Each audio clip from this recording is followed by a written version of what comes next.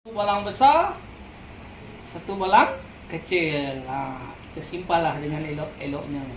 Ini bukan setakat sebulan ni, setahun pun boleh makan ni. Okey, ceng ceng ceng.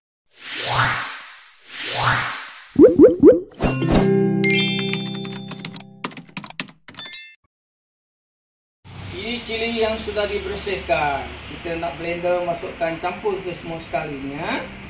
Okey. Kita masukkan bawang putih dulu. Bawang putih yang sudah dibersihkan. Lepas tu baru kita masuk halia. Kita masukkan cili. Banyak cili.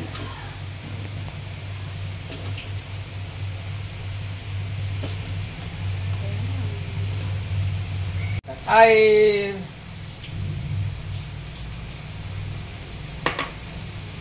Masukkan cuka.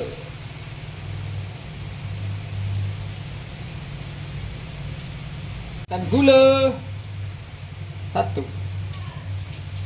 2 3 4 sudu.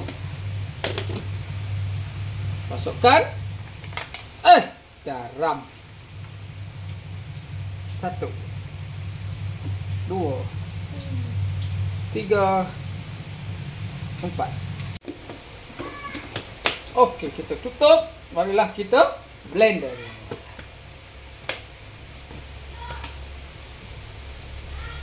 Okay.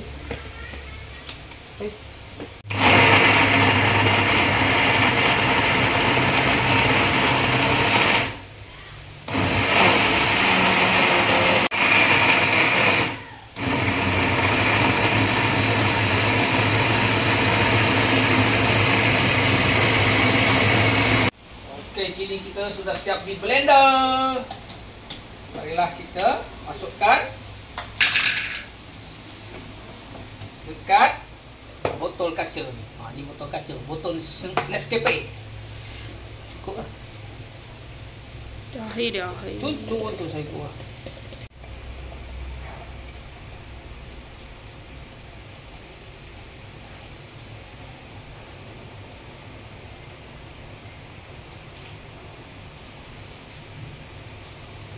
Ini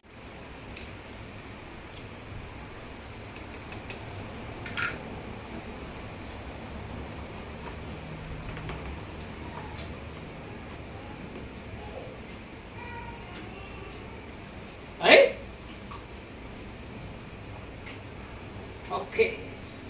Siap kita punya cili blender sambal. Cili api guys. Bahan dia pun tak banyak. Kita nak guna dia bawang putih, halia dengan cili, cuka, garam dan gula. Ini hasil dia, nampak.